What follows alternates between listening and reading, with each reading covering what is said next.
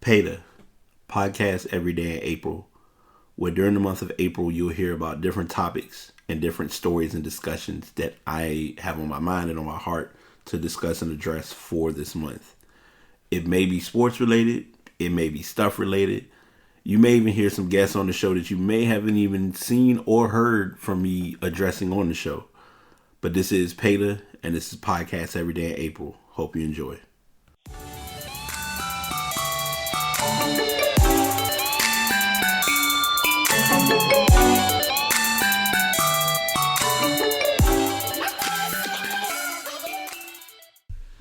.186, the pass is here. I'm your host, BT.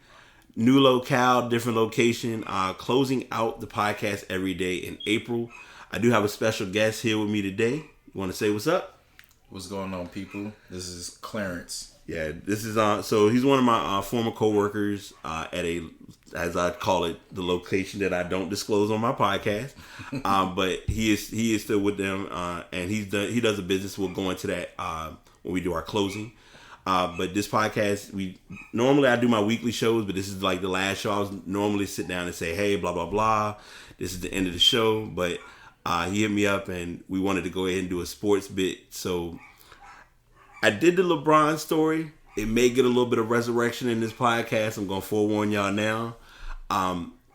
We'll keep our Houston bias to a minimum for the NBA conversation.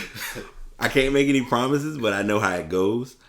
So we kind of have a mix-up. It'll be the main two hits right now, which is the NBA and the NFL. The playoffs, we kind of have our team solid for the semis of both the East and the West. First game we'll go ahead and jump into before we go ahead and hit the semis is I'll ask you because, I'm transparent and honest.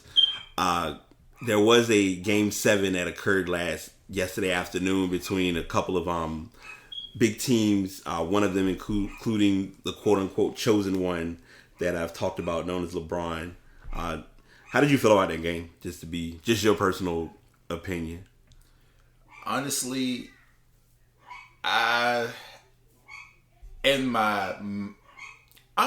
it went as I expected. Okay. Not the way I would have necessarily wanted to happen. Okay. Honestly, I felt like during this series, the Pacers was the better team. Right. That's true. And I felt like that they should have came out in this Game 7, but I felt like to the NBA, they relied too much on LeBron, and they were not going to let him lose that Game 7. Right. I can go with that. So I'm gonna give you, because I shared this on my LeBron podcast, and I'm gonna share it with you because it was a funny stat. Well, before I even share the stat, because I gotta make sure I get it, because it was a random stat that I didn't even know existed. But ironically, well, first and foremost, if you may not know this specifically, I think my listeners may be aware. ESPN is the professional. I would call them the professional, not LeBron fan, but the professional stats guru. They found a stat, or they find stats that no one really would ever look for. One stat that they pointed out, which I didn't even realize, was that this was the first time that LeBron was playing in a Game 7 in the first round. Wow. Didn't know that. They brought up a couple other. They brought up a lot of different unexpected / surprising stats. I want to find this one because this was like the shocker. So SportsCenter posted, for the first time in his career, LeBron won a playoff series without any teammate scoring 20 points in any of the games. Wow. Wow. And mind you, keep this in mind. Because everyone talks about we mentioned this off air, just in general. Teams always are kind of looking for the big three.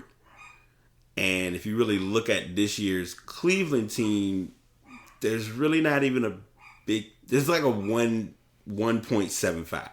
And that's taking nothing away from Kevin Love because he didn't make the All-Star, but you really aren't running a big three. No, I mean, he doesn't even really have a supporting cast. Right. I mean, it's hit or miss on who is going to step up. Yeah. With Cleveland. It's like after LeBron, he's gonna get his. But anybody else, good luck. Exactly. It's a toss up. Right. I mean, Kevin Love might step up one game and then he'll disappear for the rest of the series. And J.R. Smith will show up one game, drop 20, disappear for the rest of the series. Right. So it's not anybody where we can say, okay, all right, we already know it's LeBron. This person is going to average a double-double. This person is going to average at least 20 points, 5 rebounds. He don't have that. Right. And he can't win a championship like that. Yeah. Now, this is random, but it's a relevant question to bring up because now, I mean, the switches happen. Granted, Isaiah Thomas was out most of the season with the hip injury that no one wanted to acknowledge. But do you think I'll make this a 2-part because this is me throwing a wild card, and you'll learn. This is something that I'm naturally used to. Do you think if Kyrie was still with Cleveland, it would have been a much quicker series? And number 2, the trade has happened. Isaiah was there. They had the pieces in place. Isaiah, Jay Crowder, with those guys being, can't forget Derrick Rose. But those pieces being in place, if those guys were still on the team and they didn't have the Jordan Hill, the Clarkson, what's his name? I can't think of it offhand. I don't know why I said Jordan Hill. Courtney Lee. It's Courtney because they had Courtney Lee. They have Clarkson, Rodney Hood, like those guys who are kind of stepping in as the new role players. Like, would it be a much different series, or do you think it would still have been likely to go 7? I feel like either way, even if it was before the trade and they still had Kyrie, I feel like that it wouldn't have went 7 games. Okay. Even after the trade, I feel like they still would. Maybe it wouldn't have gone 7. They might have been gone 5 or 6. Okay. But you also look at it too with all the players that they traded away. It were people that had playoff experience. True. Right. When you're talking about D Wade coming off the bench, I forgot D Wade. Yeah. then by this time I feel like Isaiah Thomas would have grown into being able to work alongside LeBron. Okay. And I mean, and Crowder, I mean, he's doing this thing in Utah right now. So I feel like that team, and honestly, I feel like that team, if they were clicking, that team probably could have been better than LeBron and Kyrie. Okay. But I feel like either way, either team, it wouldn't have went 7 games. Okay. All right. Last point I'm gonna make with this because I want to over bombard this particular series because we know now that they've won, they've advanced to the second round. Because you mentioned this before we started. With Lance being as much of a pest or as much of a pain towards LeBron, can this possibly, I don't even want to say turn into a rivalry, but do we see this kind of being like LeBron's acknowledgement of kryptonite? Like if you go back, because remember if we go back to our throwback days of watching basketball, Bruce Bowen was that guy. Yeah. Bruce Bowen couldn't score worth a lick, but he could make impact on the defensive end.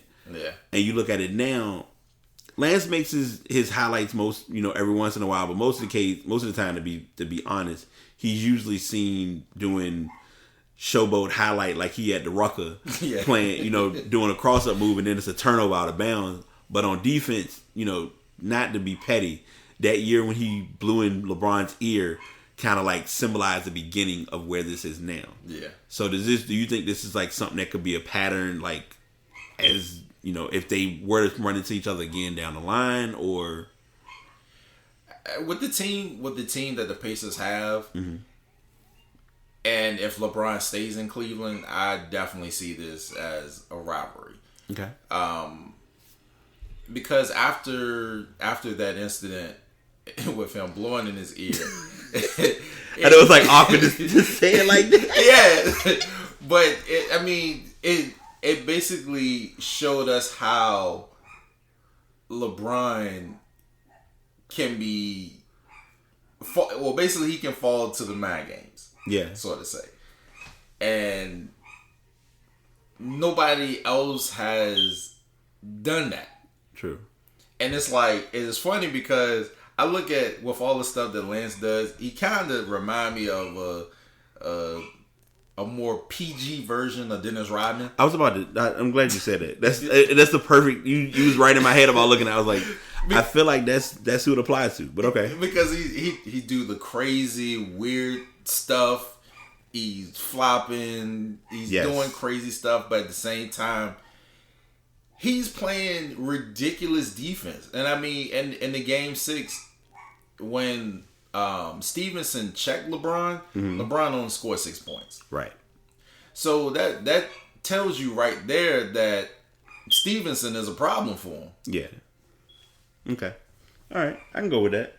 I've so far been light on. So I'll tell y'all, because Clarence is supposed to be coming in as the Stephen A. / Shannon Sharp of the podcast, but I know it's like a new thing, so he's gonna learn quickly. Because even though I'm Houston, he's gonna see that I'm gonna be devil's advocate in a couple of situations. But we'll get into that, like I said, in a bit.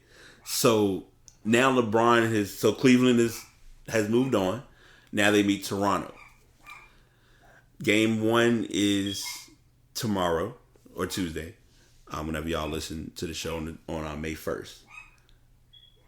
Do you now one of my friends who I had before, he's already made it clear he doesn't see Toronto making it to the conference finals. Now I know. Look, I figured that would trigger a nerve, because he even said it when we was just having an offline, just talking about, we was in game, and he was like, I still say Toronto's not making it. So with that being the case, and with this being this plateau of the stage we're on, you have a 1 and a 4 seed going against each other. And mind you, this is Cleveland on the road. Is there a chance that Cleveland could pull off the upset? I figured that would be like, that was like the best way to throw that one in there wildly, because to be fair, if it was Indiana in there, it would kind of be like, okay, Toronto has a good chance, because even though Toronto struggled, it's ironic that ESPN's on, because they kind of struggled a little bit with the Wizards, but not really. Yeah. So my whole thing is, like I said before, LeBron can't do it by himself. True. And the only way that LeBron is going to be able to come out this series, Kevin Love is going to have to average a double-double. Okay. He's going to have to average at least 15 points, 10 rebounds. They're going to need Tristan to. Yeah, I was about to say, we can't forget Mr. Kardashian. But yeah. Exactly. And then, they need the role players to step up. Even Korver need to average at least 10 points a game. Okay. This is going to be the only way that they're going to come out and win the series. I don't see that it's going to be that Toronto is going to come in and sweep them. Mm-hmm. But I see I got Toronto in 6. Okay, Toronto in 6. All right, so you put me on the gun to make a choice, because I feel like I don't know. It's like you said, it's a heavy backpack to carry. But I've said this when LeBron was with the Miami Heat. When they made that team back then, that team was a cheat code, but LeBron himself was a cheat code. Yeah. And LeBron still is. I look at it to this day. If it goes in Cleveland's favor, it's gonna go 7. That's the only push for me to say it. And that's strictly because the older me, because a lot of people, I've said this before about my Jordan love-hate. I bet against Jordan one time and it scarred me. So it's one of those things now, like, I look at LeBron and it's the same thing. Like, if I bet against LeBron, it would probably be a hit or miss. But if I was to if it was a position like, make a choice right now, who would you pick? Based on it going 7 games, I'm saying LeBron. And I'm saying the Cavs. Ooh. because I don't know. I'm just not like. This is my problem, and I guess we're hanging it strictly on the Cleveland side. I'm gonna bring up Toronto because my co-host that I had, Mark, when we talked about it, it was a valid statement then, and I'm looking at it now.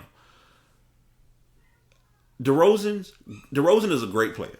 Let's just put it out there. Let's call it what it is. The problem what I have to do with DeRozan is I don't know if I'm going to get consistent DeRozan each game. Kyle Lowry, I'm not even going to get started. Kyle Lowry has played a lot, has had a lot of non-attendance moments in the playoffs. Yeah. The advantage for both of them, whether anyone, and it was shown in the Pacers Cavaliers series, and I think we're going to see it in the Toronto series. And no one is going to jump up and say this, but I'm going to be the risk taker. When it comes to defensive assignments, LeBron takes the weakest assignment. Yeah, I agree. I didn't say this yesterday because, like I said, I had to make sure I kept my limits cordial in what I said or didn't say because I know the supporters are strong. But LeBron was checking Nick Collison. Wow. He was checking the point guard. Majority of the game, he was checking. And I said Nick, the Collison brothers, but yeah, he was checking Collison most of the game. If they play against this team, against Toronto, okay, you're looking at Kyrie. I'm sorry, not Kyrie. You're looking at DeRozan, Lowry. I can't think of their lineup right offhand, but I don't see him checking. I don't see him checking any of the main stars in that series. Let's see. They got Ibaka. He's not checking Ibaka. That would be way. Yeah, I know he's not gonna check Ibaka. He would. That would be the reach of the reach. Let me check. Might because they got C.J. Miles. I could see him checking C.J. Miles. But as far as, all right, let's see, starting lineup. Anumbi. Yeah, it's gonna either be Anunoby or C.J. Miles. But if it's if he's put in a position where he has to, he would probably check Lowry first. Just my immediate take on it. Yeah. So y'all heard it. We'll have, like I said, it'll be an update as time progresses over the series. Clarence did say Toronto in 6. I'm taking the wild card, shooting Toronto out earlier than expected, going Cleveland in 7. Spinning to the other Eastern Conference semis, we have, I don't want to call him the new triple-double machine because it's too early, but we got Ben Simmons going against the Celtics, who are coming in very depleted because they have Jaylen Brown is out. He's going to be out a couple of games.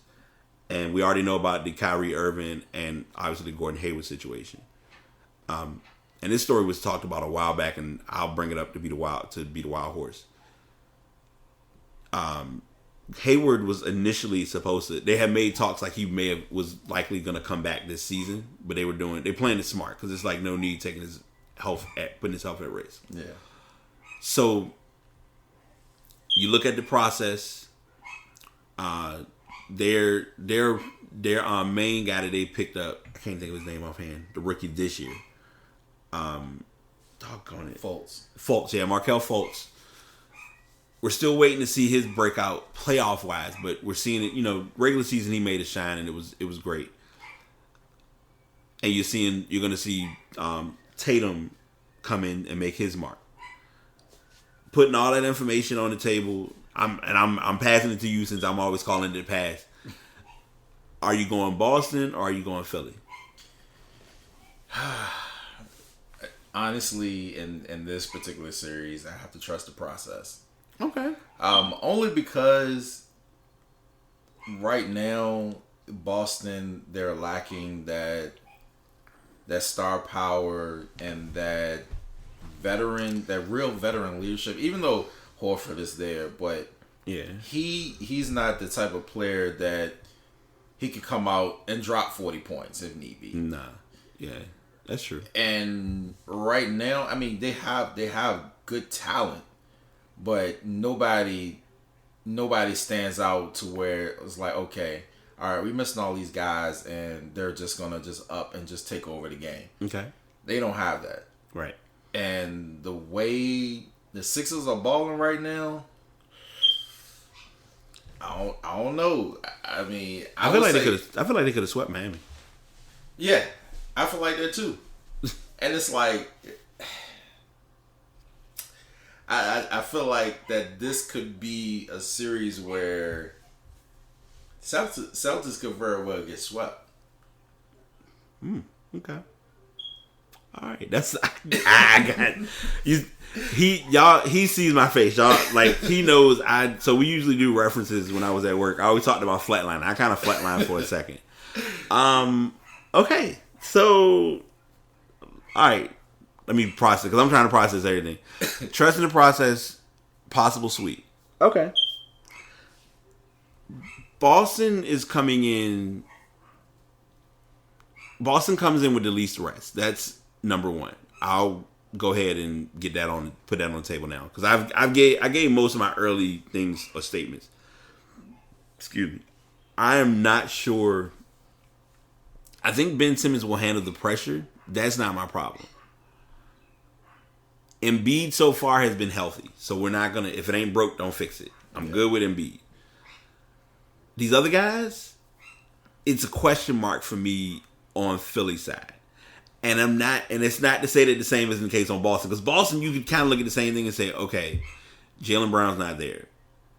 You got, like I said, you got Tatum. The player that they, all right, this is gonna be my aggressive moment. Anytime I stretch, it's already known it's real. My aggressive X factor that has been a no-show since he came to the team and probably will still be a no-show, Greg Monroe. Yeah. And I forgot he was even on the team. Yeah, that's the thing. Like he's been, because they brought him in kind of looking at it as a veteran. The veteran that's considered a veteran in a sense, but he's not really even a veteran. He's been in the league for a while, but he hasn't done anything. He hasn't really done it. I mean, if you go back, you look at, okay, he was in Detroit when they had the left-handed squad, as I called it. You had Brandon Jennings, Josh Smith, and Greg Monroe, which anyone who knows me knows I give Josh Smith the hardest time because he had the lowest IQ in the NBA. But Greg Monroe was in his in and out phase, and then when he got to Milwaukee, I was like, okay, this might be a shining point. He left Milwaukee, got to Phoenix. You pretty much saw a glimpse of him in Phoenix. I think it was like the Phoenix and the Milwaukee stuff all went, and then all of a sudden it's like, all right, he's in Boston, cool, we got a home. But him being in Boston, it's not really, it's not an impact, but I don't see it being like, it's tough because, all right, all of that aside, I'll put it like this: the reason that the Celtics had the seeding that they did was thanks to Kyrie. They got the 2 seed due to regular season. Nearing the end of the regular season, story came out, everything broke. Oh no, it's a problem. We have Kyrie's not going to be in. They pretty much shelved him. So they're running with what they have as a quote unquote 2 seed going against a Philly team that's young. I will be the cohort in joining, and I'll say Philly, but I'm giving Boston at least 2 games. So I say it in 6. The only difference in why I'm presenting it that way is because Boston has home court advantage. If it wasn't the home court basis and it was Phillies, I'd say 5. But you can't. If Boston starts this series off and loses one, if not both home games, it's going to be an ugly series. I agree. That's the quickest and cleanest way to put it. So we'll save our bias for last because because we both looked at game 1. I read statuses, and I kind of had to be like a fan and just watch, but then I was also like prepping my LeBron podcast. So we'll go to the Golden State series, and I'm probably gonna be the meanest person to say this. I'm gonna take it because we saw game 1 has already happened. I'm feeling the brooms coming. Ooh. and that hear me out because I know it's a we just saw them. This is a team like it's tough to see a team get swept after just sweeping a team like the Blazers because everyone kind of looked at it like the Blazers should have had that series, but obviously they didn't come to play. No. And Anthony Davis, I won't say is in the same boat as LeBron, but Anthony Davis is in a very tight spot. Anthony Davis is what I would consider to be one of the guys that you would look at as a possible. He was in the MVP candidate conversation, but this year was a different year. Being that as it may, you're still playing against 4 All-Stars. 4 and a possible because a lot of people still forget that Zaza Pachulia actually was chosen as a starter for the All-Star game. Not to mention that Steph's not playing. Exactly. Yeah. And Steph still can come. Like they're saying he may come back during the series. It's almost like they need him, but I feel like they're keeping Steph relaxed for Houston. I agree. That's just it makes more sense, and it's like as much as I would love for the Pelicans to pull it out and beat the Warriors. Yeah. After game 1, I could see. I'm with you. I can see the broom coming out. Yeah. If not, I will give them 1 game. Right. I don't see them winning more than 1 game. Okay. I mean, when you got that much firepower, you need firepower in order to fight that. Yeah. And the Pelicans don't have it. I mean, the Blazers, they pretty much limped into the playoffs. Yeah. And I don't know what happened to them. They fell asleep for the whole series. And I mean, I'm expecting Lillard to come out and, do his thing. And he didn't show up. He clocked out. He straight clocked out. And, so it gave the Pelicans, I feel like, a confidence that going into this series that they can beat the Warriors, but I feel like that the Warriors is going to crush that confidence. Yeah. But I would prefer them to be that scrappy team and really make the Warriors play. Mm-hmm.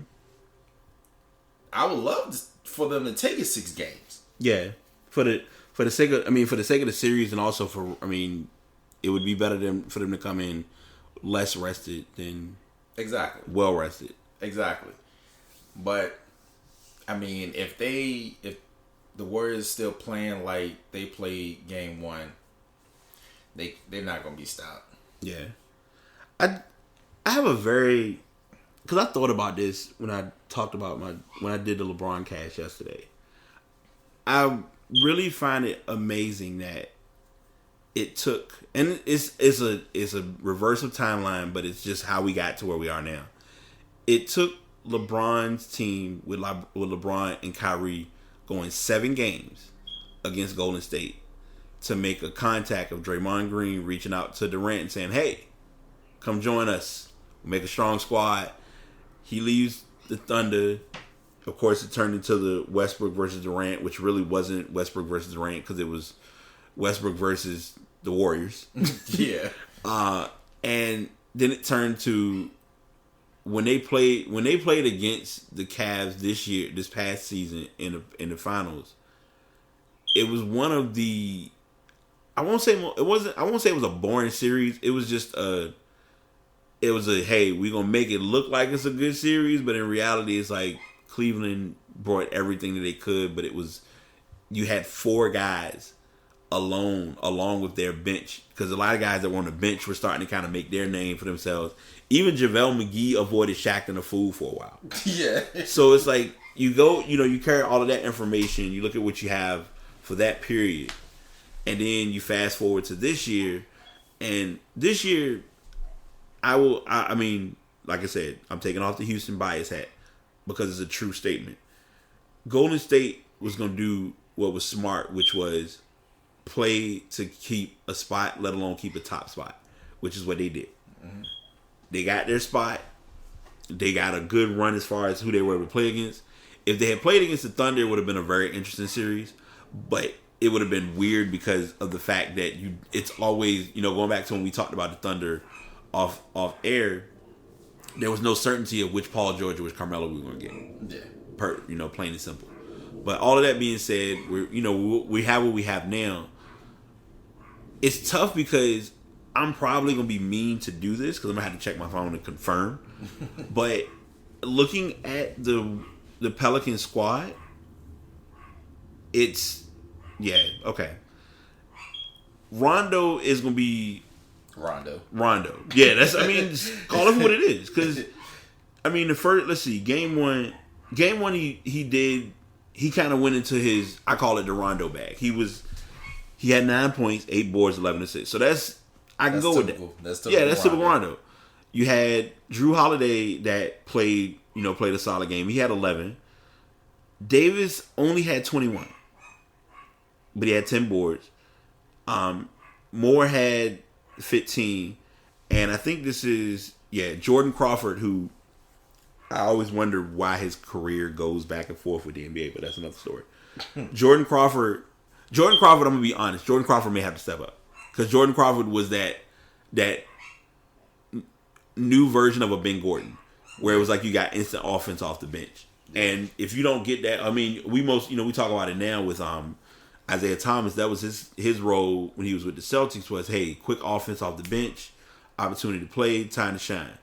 Now you're looking at this team has to come in and play, and you're playing against a team that's already got, we mentioned Nick Young, Kevin Durant, Draymond Green, Iguodala, who's been healthy, Sean Livingston, Cook. You're getting Delonte at the end of his rope still playing. Pachulia didn't play, but they have enough choices and enough options on their team where it's like pick your poison. Yeah. So that's why it's like I said, it's gonna be 4, maybe 5 games, if anything, for that series. I agree. So to the best, to the oddest, to the random series that kind of just went the way it did. We'll get it back. I'll give a brief and condensed backstory of it. Minnesota came to the court. I won't say they came to play. They came to the court. They played against Houston. Houston kind of had Houston could have swept that series, but it was made as a legitimate series. I think Game 4, Minnesota won, and then Game 5 went back to Houston, and they were able to pull off the series. Utah, quote unquote, shocked the world, but didn't shock the world because they were playing against the Thunder, and let me retract my statement because I know I said the Thunder. I had the Thunder against the Warriors, but it would have been the Blazers against the Warriors, which still, if it had been the Blazers against the Warriors, that would have been a very ugly series. Yeah. But now you're looking at if it was and having the Thunder go against the Rockets, it wouldn't have been that. It would have been a repeat of last year. Mm-hmm. So this series is now Utah, young, fresh, who we both are looking at should be rookie of the year. Donovan Mitchell. I would say defensive player of the year. Rudy Gobert. I'm reaching on that one. And we both kind of came to a consensus looking at possibly Capella being most improved this year with Houston. And we know it should be solid, but the NBA has always thrown curveballs. But Harden should get MVP. The question just comes up because I have already been the shoe shooter and saying it's a sweep, but it's not even to be. It's like fan or no fan. It's just I like Utah as a team, but you have way too much scoring on Houston's lineup. Do you see Utah at least getting one game? And I'm gonna play the devil's advocate. That's fair. And I want that. as much as because we both yeah, fans. It's a true fan. Yeah, true Rocket. And as much as a fan, I would like to see them sweep. Mm-hmm. I know from a standpoint of someone that watches sports, NBA in particular, that anything can happen. Yes. Yeah. Just like in the first series, where Houston should have swept Minnesota, but that one game they fell asleep. Yeah. So I see if Houston falls asleep again, they could very well sneak one out. But if they continuously play like they did game one, it's gonna be Utah they won't stop them, because I mean it's Houston has too much firepower. You got like 7-8 shooters. Exactly.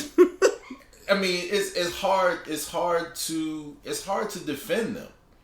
And this is coming from a standpoint, taking myself away as a Houston fan, but just actually looking at the team.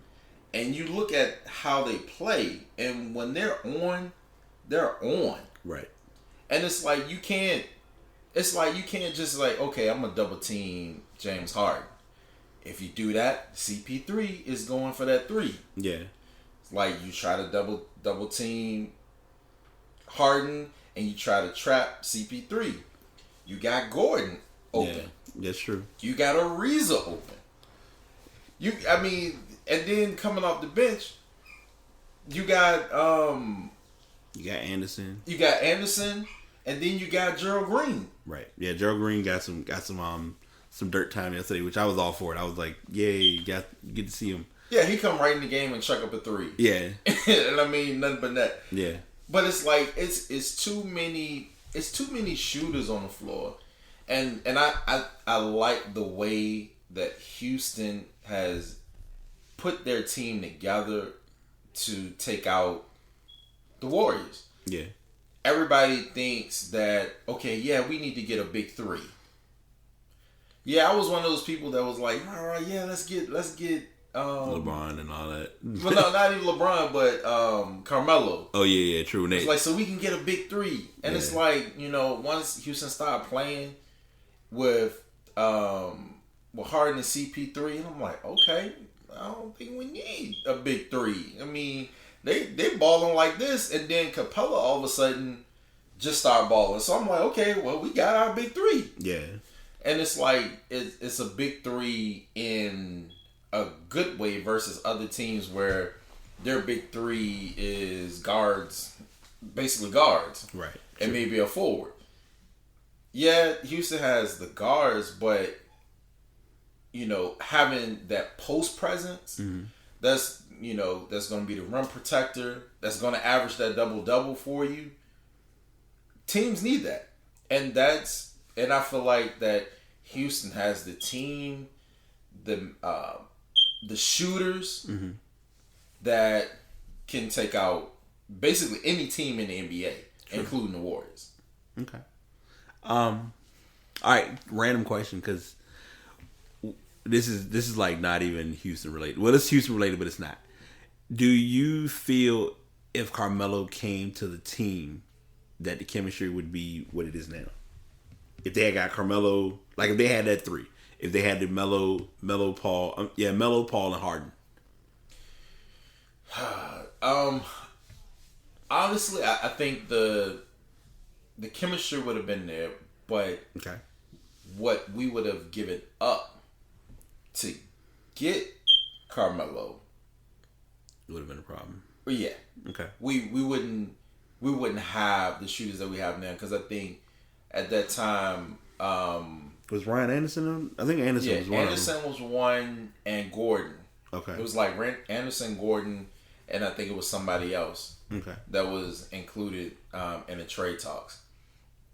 And even though Ryan Anderson has been pretty much hurt for most of the year, Gordon has been the man. Yeah.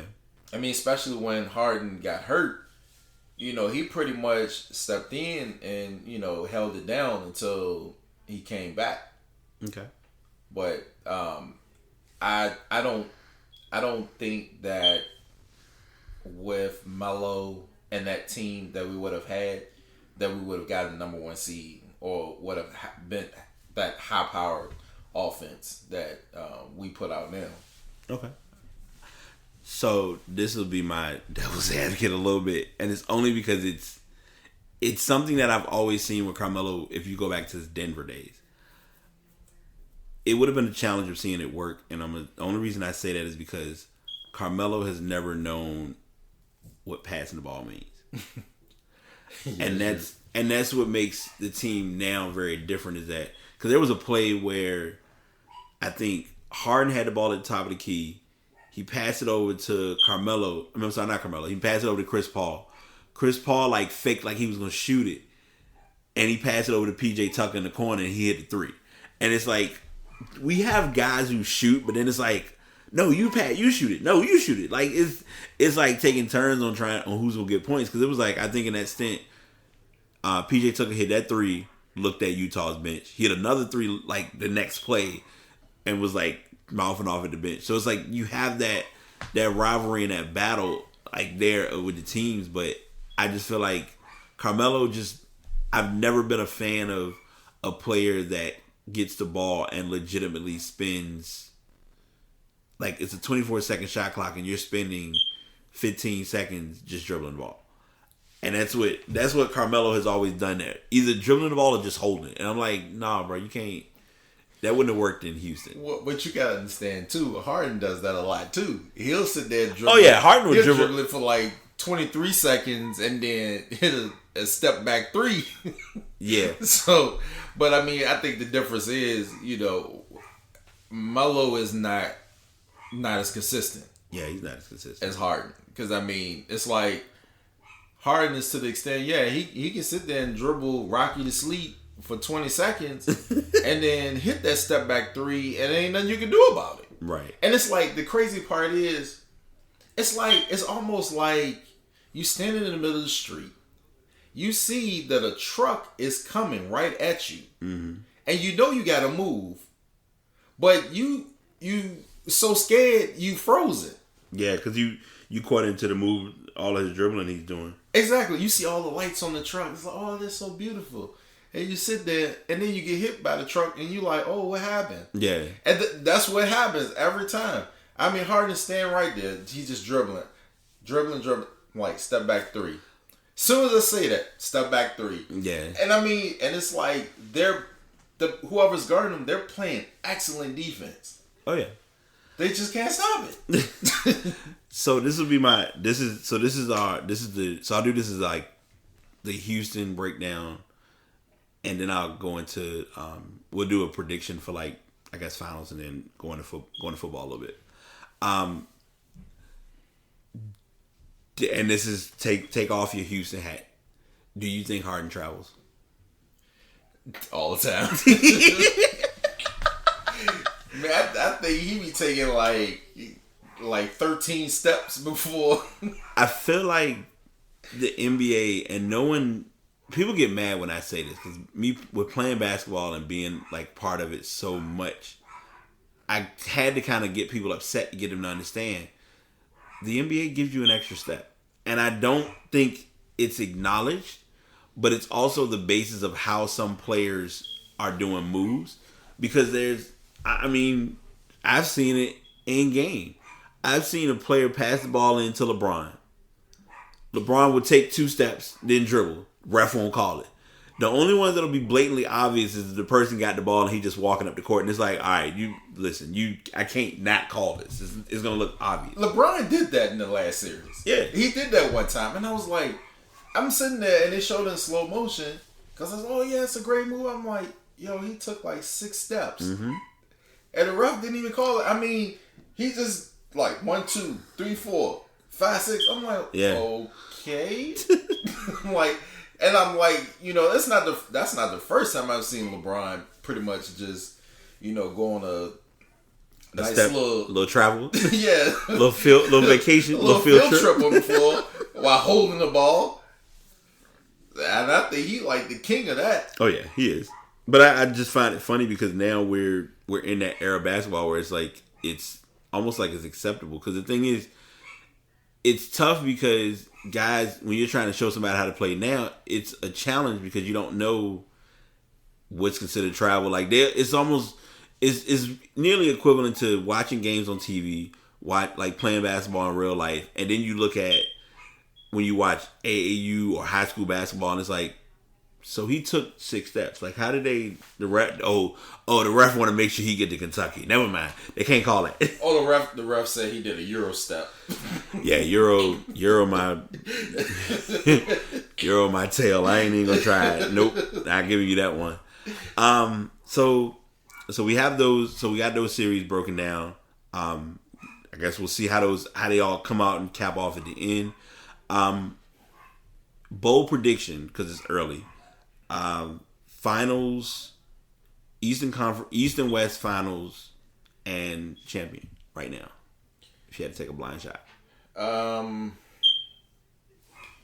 Right now, as far as the Eastern Conference Finals, I see Toronto. Think Toronto's gonna get it all? No, not who's gonna go against who, but who's gonna be the Eastern, like who's coming out of the East? You got Toronto coming out of the East. Yeah, I got Toronto coming out of the East. Okay, all right, my bad. All right, you got the floor. I'm backing out. And I feel like that they edge out Philly in 7 to get there. Okay.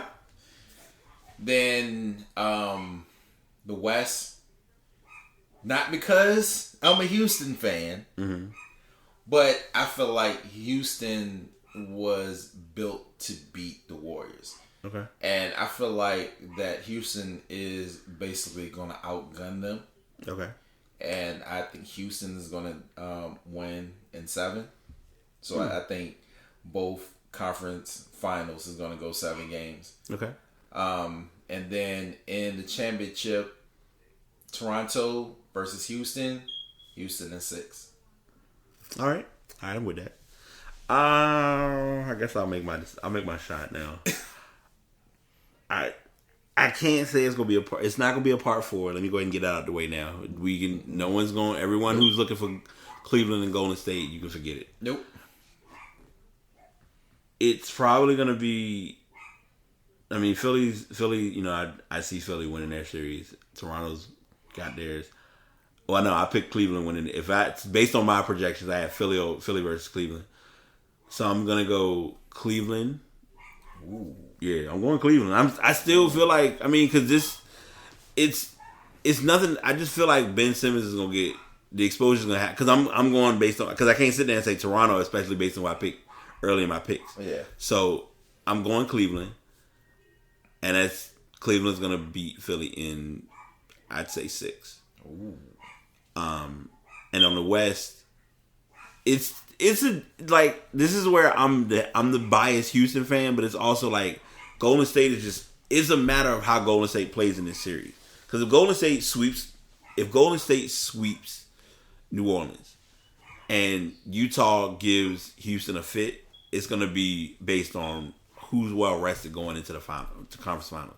So conference finals wise, I'm gonna go ahead. I'll stick with the squad because I mean they've shown me that this year looks like the year that they really are trying to push for it. I'll go ahead and pull Houston. So if you have Houston going against Cleveland, I think it's been a great run for LeBron, but I think Houston will pull it off because it'll be in Houston. Like they literally, and because they've changed the format, it's no longer 2-3-2. It's just like it's been before, where it's like 2 home, 2 road, and then 1-1-1. So yeah. I would take Houston in that. And I honestly, if that happens, it's gonna be a shock. Houston might do a sweep. Yeah, this is true. It might be a sweep of Cleveland. All right, so those are our picks. They'll be in the show notes. I'll be definitely adding that information in. There was this thing that happened last week, last Thursday, Friday, and Saturday. I think a little bit of it carried into Sunday. For the NFL, many of y'all might know about. It's called a draft. In most cases, first, all right, let me go ahead and get this out of the way early. I'm glad that Carolina finally did a good pick early on, even though it was like late in the draft. we picked the first wide receiver in the draft, so I'm excited about that. The shocker for me, and we'll get into this early, no one expected Baker Mayfield to be number one. I didn't. I think Twitter went bananas over Baker Mayfield being the number one pick for the draft. But also, and I think Josh Rosen should be thankful, because if he had been number one going to Cleveland, he would have had a tough season. That's true. And we've all... bad guy, but true statement. I really hope Baker Mayfield doesn't fall into the post-Tim Couch carousel of quarterbacks. Anyone who's watched or knows football knows about the Cleveland Browns and quarterbacks. They make a mockery of this reference to this day, where it's a jersey somewhere that has a number 2 on the back, and it shows Couch has his name scratched out, and then it just shows a list of every quarterback that has started for the Browns since Tim Couch. And I remember when Tim Couch got drafted, because that was like, oh man, like he's a good quarterback. Yep. He's, coming out of Kentucky. He's gonna save. And it was like, no, he's not. And they've tried to bring in other guys. Johnny Manziel was, there, made his attempt. Like, a lot of players have played, but no one has really been in a role that's been ready to truly take it on. Because if I need to make sure, because it's weird to me, the Browns have the quarterback that they just recently had as their starter was actually not bad, I thought. I mean, they were bouncing around with quarterbacks, but they just traded for what's his name? It's right on top of my tongue. From Buffalo. I know you. Oh yeah, I know you're talking about. It's not Manuel, not EJ Manuel. Yeah, I know you're talking about. But can't think of his name. It's fine. It'll stress me. It'll come. It's gonna come up randomly in the midst of the show. But I don't really. I really think people have to give the Browns a very strong reality push, and that is, yeah, okay. So they have Kaiser now, because they had I think Kaiser was like one of their quarterbacks. They traded him. They traded Kaiser. Mm-hmm. That was. I think he's in Green Bay now. That was quick. Yeah, give that no time. I mean, I'm just saying, but that ties into my point. Like, it's legitimately Tyrod Taylor. Okay, yeah, gotcha. Yep. That's who they traded for. Yep. Okay. All right. So do you feel now? I will say this. I feel like Saquon Barkley's going to make a big impact. Oh, I agree. I think Barkley's going to make a big impact. The only disadvantage I have, and it's not a knock against him, it's just the way football is. Running backs always have short play time or play careers. I think in his position in New York, especially with Eli on the end of his career, mm-hmm. he needs to lean more on a running game, versus a passing game. Yeah. Because he can't afford to keep on getting hit, and that's one of the things that they've been lacking for the past couple of years is a real run game, and I think Saquon gives them that ability to be able to open up that passing game. Right. That's going to have opportunities for Beckham, and I think Beckham is going to have a good year thanks to Saquon Barkley, because if he's effective in the run game, mm-hmm. and the defense is going to be so worried about stopping the run game, it's going to open up opportunities for him to catch balls down the field. So I feel like that, if Saquon could come in, do his thing like, we seen him do mm-hmm. in college, Beckham could have 1,000-yard season this year if he stays healthy. Yeah. That's the biggest part. Yeah, because they don't. I think they let Marshall go, which I kind of saw coming. Yeah, Brandon Marshall was. He's kind of at the time where I wouldn't be surprised if this is his last year. He may have one more. So I'm gonna bring this up because no one. I talked about it I talked about it Saturday, but I'm gonna bring it up now. The intro for the NFL draft, no one realized what they saw because I kind of saw it. I put two and two together. As far as it was in Dallas, we're on the main stage.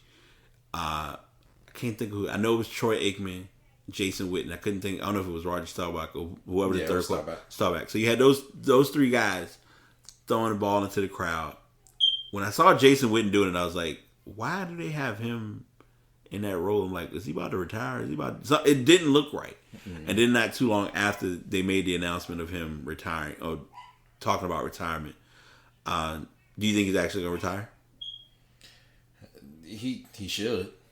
I mean, at this stage in his career, statistically he's covered. He's fine. Yeah, I mean, it's not like they're in a position to win a title this year. Yeah, for him to okay, yeah, let me come back. So I mean, it's best to just go ahead, bow gracefully and enjoy your retirement. I mean, it's no use of coming back because I'm pretty sure he doesn't need the money. Yeah. So it's best to just go ahead and just call it a career. So I'm gonna tell you now I'm gonna go back to be petty, not because I know it's being me. And him retiring, I don't really care whether he does or doesn't. Any Dallas fan, the last thing they want to hear is that they're not gonna win this year because they think every year is the year that we are going to do the unthinkable and win a Super Bowl, but they can barely get a playoff win. Exactly. With the pieces that y'all did get draft wise, or just looking at the draft overall, how do you feel like San Fran's going to turn it around this year? Because I know this is going to be like the full shot for Garoppolo this year. As far as picks, so I did get San Fran's picks. They got a offensive tackle from Notre Dame, McGlinchey at 9th. Then in the second round, they got Dante Pettis, who's a wideout. They got a lineman, 3rd round. They got an offensive linebacker and a safety, 3rd round. 4th round, they went defensive end. 5th was cornerback. 6th, they got another safety. They did a lot of defensive picks, which I think is fine. 7th round, they got a defensive tackle, Julian Taylor, and 8th, and finally they got Richie Jenkins at wideout. With the moves that they got, I honestly with that 9th pick, I didn't know where they were gonna go. Right. But I understood, where they came from because they did trade one of our offensive tackles. So, and he was at the this was his final year. Okay. So it made sense, to go the cheaper version or the cheaper way and draft a younger offensive tackle that one is going to be cheaper, but at the same time he's more athletic and more of a better pass protector than the other guy that we had. So I feel like that, and you already say he's going to come in, he's going to start. So, and that's something that, Garoppolo definitely needed. Okay. Or will need to succeed is having that offensive line that is going to, keep him standing upright. Right, true. As far as the other picks, we really needed some help in the secondary. Mm-hmm. And I'm pretty satisfied with the moves that they made in the secondary. I think Pettis, at wide receiver, mm-hmm. he could be a difference maker.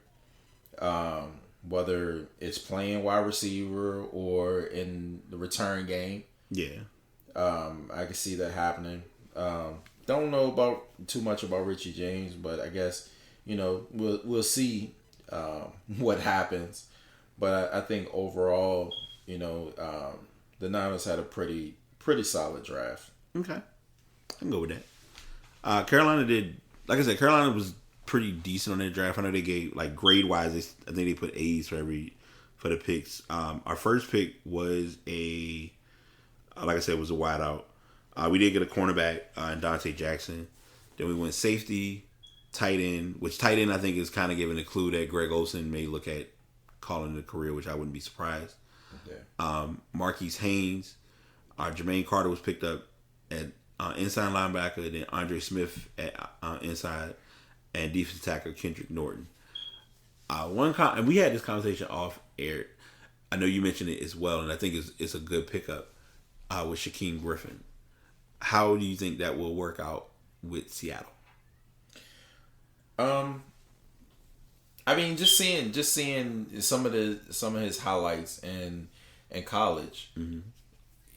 From what I can see or what I've seen, I think he could be a good piece. Okay. I don't necessarily see him starting, but I can see that he, will be able to come in and make a difference. But overall, I think he's going to have a pretty good career anyway. Right. Okay. All right. They just put up this story on ESPN, and I'm going to ask you. Yeah, I just saw it. We're not going to acknowledge that that's the team that he goes to, but just to say hypothetically, if you had the opportunity, since Dez is still, because I'm not gonna lie, for my weekly podcast, I've been pushing hard. Like, man, I'm waiting for Dez to go somewhere so I can get that topic off the ground. Do you see Dez going to the Niners, number one? And if he was not to go to the Niners, what team do you think likely would get Dez Bryant? If he comes to the Niners and he plays like the Dez from a couple years ago, mm-hmm. the 49ers are going to be a problem. Right. We already know that no team in the NFC East wants him. Yeah, that's definitely gone. Or don't need him. So, it's pretty much a toss-up where he's going to land. Because honestly, I don't know.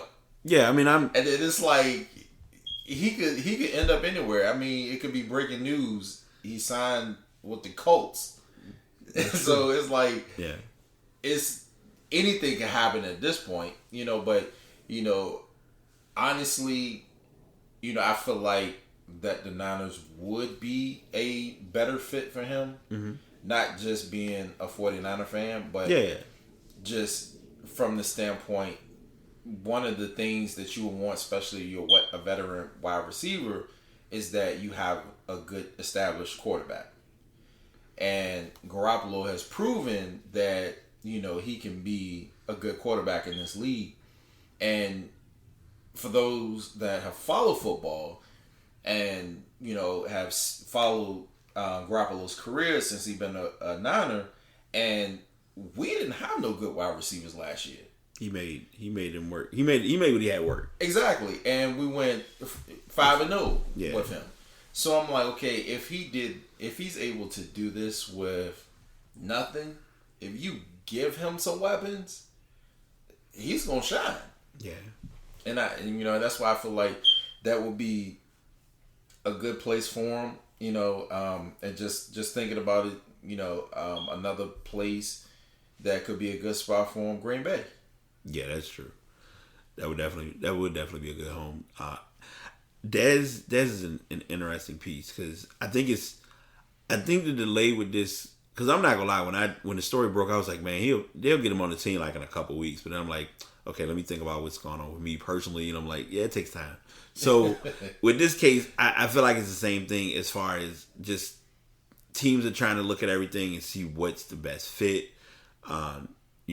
You don't want to. The toughest part is, like you said, the East doesn't really want to touch it, especially with the factor of him going to another team in the East is also going to mean he's going to play extracurricular, extra hard if he plays against Dallas.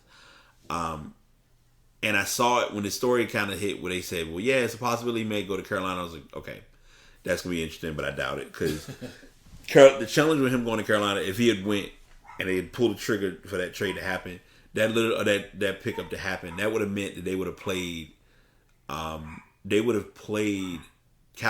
and Dallas would have played week 1 in Carolina. So that all in itself is a huge media push, but that came and went, which I'm not surprised by. As far as where I see him going, I have no idea. Like, I really think it literally, I mean, I doubt it's going to be the Browns, obviously, but I really don't have like a true destination. I feel like if I was taking a blind guess just out of the blue, I see it being a team on the West Coast. It's either going to be a team on the West Coast or it's going to be a team with a young quarterback. Yeah, that's kind of like my minimal cue of how to look at it. Because I think when he got let go, I don't think that his phone was ringing off the hook. No, like hey, let's come get you. Yeah, yeah. It really because if it was, a story would have broke that same day. Like, oh, exactly. Well, Dez has been picked up by, and it could be also based on his agent. Could be like net. There's a lot of factors that come into that with how players do or don't go to different teams. Yeah. So this is I guess I can call it my 2% question, and then we'll close out because everyone knows a couple years ago, and I mean even though I'm salty about it, I let it go. Carolina lost to Denver, and that was Peyton's last year, and they sent Peyton off with a ring. Great, congratulations, no big deal. Philly played New England this year. Philly beat New England. That meant we had another year of Brady still waiting to get that next ring. This upcoming season is like the big story as far as not even just based on this year alone, because I feel like it's not been said, but I'm gonna say it because it's just what I feel. I think Brady's playing this year. There's no need in even questioning or hesitating it. Yeah. So with that being the case, do you feel like this is the year he gets his, like, it's kind of like the send-offs like they did with Peyton? I mean, it could very well be his send-off, but honestly, I don't see it as,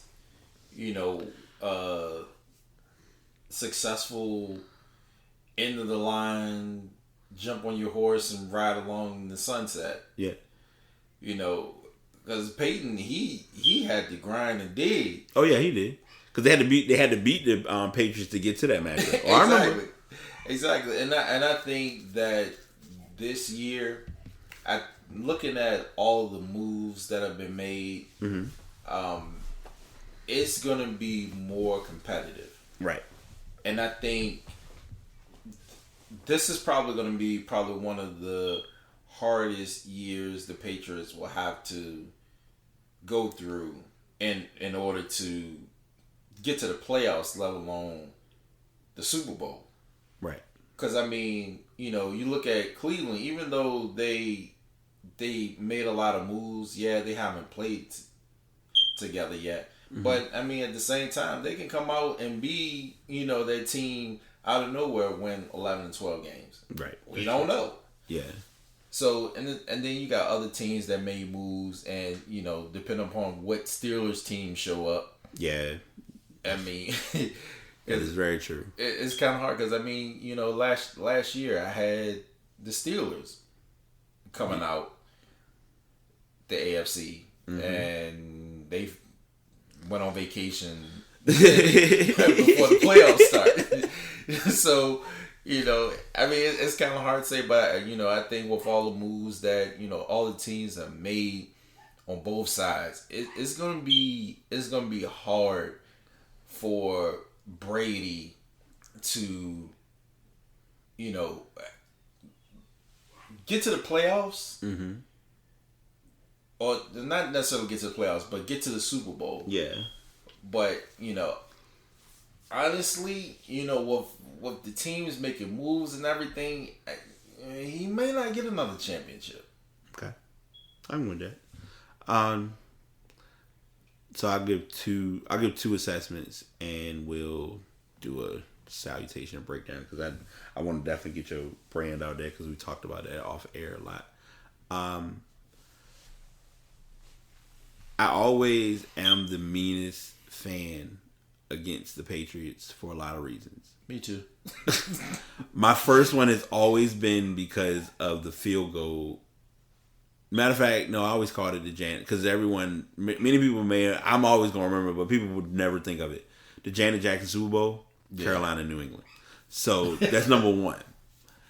Number two, and my clean and clear assessment of it is, New England has what I call one of the most annoying divisions, because they always are guaranteed 5 or 6 wins out of their division alone. Yeah. Now, no schedule dropped this year. Their schedule looked pretty cream puffish, if I can remember correctly, because I want to put that into place, as well as just the overall story, before I just say, all right, write them off, go ahead and give it a rest. Yeah, let's see. So we're looking at regular season. You got Houston, Jacksonville, Detroit, Miami, Colts, Chiefs, Bears, Bills, Patriots, Tennessee. Of course, they play the Jets super late. Minnesota, Miami, Pittsburgh.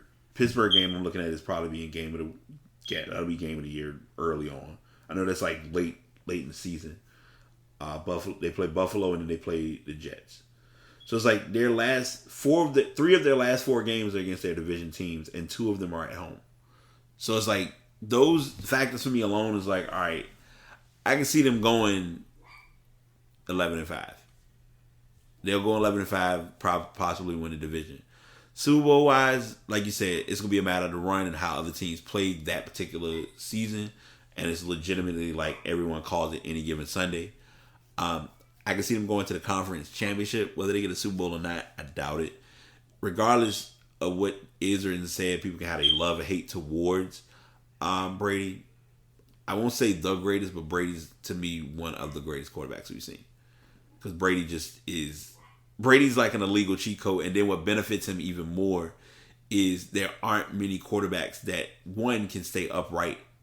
You know, because that year they played, and I always will remember it to this day, because every rule got changed after that. Exactly. The year when he played against the Chiefs and he got hit below the knee and went down, you would have thought life was over. Mm-hmm. Because it was like, okay, quarterbacks need to wear flags, they need to wear a red jersey, don't hit quarterbacks, don't touch quarterbacks. After the ball is like, go, you can. And I'm like, all right, it's football. Y'all gotta, you can't stop but so much. But it was, even with that being the case, Brady could be in the pocket for 4 hours and not get hit. Exactly. That's just always been my observation and my assessment. So as far as the Super Bowl goes this year, I can see them getting close, but I don't see them making it to the Super Bowl. I agree. So we'll keep an eye on that. I know this is super early, but you know, as the time progresses, it's how the season plays out. I'm hoping everyone really enjoyed this podcast. We had came together for it on the whim, and it's the closeout for podcast every day in April. I will admit it has been a fun joyride. I didn't do as many co-hosts as I wanted to, but I'm glad I got Clarence to come on with me. You want to shout your business out? Because I'm all about shameless plugging. Well, since you insist. I mean, that's what it's here for. Yeah. Well, I have a catering company. It's called A Taste of Heaven Catering. Not to be confused with A Taste of Heaven RVA, because yes. I want to be sure we clear that up. Let me just clarify just a little bit. It's called A Taste of Heaven Catering and Desserts. Not to be confused with anyone else. Yep. But you can follow me on Facebook at A Taste of Heaven Catering. Or you got questions, you can reach out to me at Taste of Heaven Catering at gmail.com. They do just about everything. Catered events. desserts, the whole, if you're having a wedding, I have a team where we can do the whole thing for you. From the food, the pictures, the DJ, the whole nine. So we do it all. He's being modest, y'all. Don't let him fool you. It's a brand. It's a heavy brand. He's got some stuff in store. We've talked about it a little bit, and once it all, and with anything, it's all about time. So having it come to fruition has definitely been a big push, and I appreciate you coming on the show. As I always plug at the push at the end, past podcasts, Twitter, Instagram, Facebook, Snapchat. Don't Snapchat enough, but that'll change soon. Let's see. You can go to the website, pastpodcast.com. All the sound effects you were able to hear in detail were thanks to the Blue Yeti microphone we're using. And if you want to go back and listen to any previous shows, either pastpodcast.com or Spreaker.com/BrighTapePodcast to download episodes. As always, be good, stay blessed, remain positive. Episode 186, closing out. The Past signing out. The one point of the show I don't like to reach, but every show must have an ending. So you have made it to the end of yet another episode of the podcast Every Day in April. Continue to tune in. These will be going on from April the 1st until April the 30th. And I will guarantee you that there will be plenty of content and more than enough information to share and address during this show. Thanks for tuning in.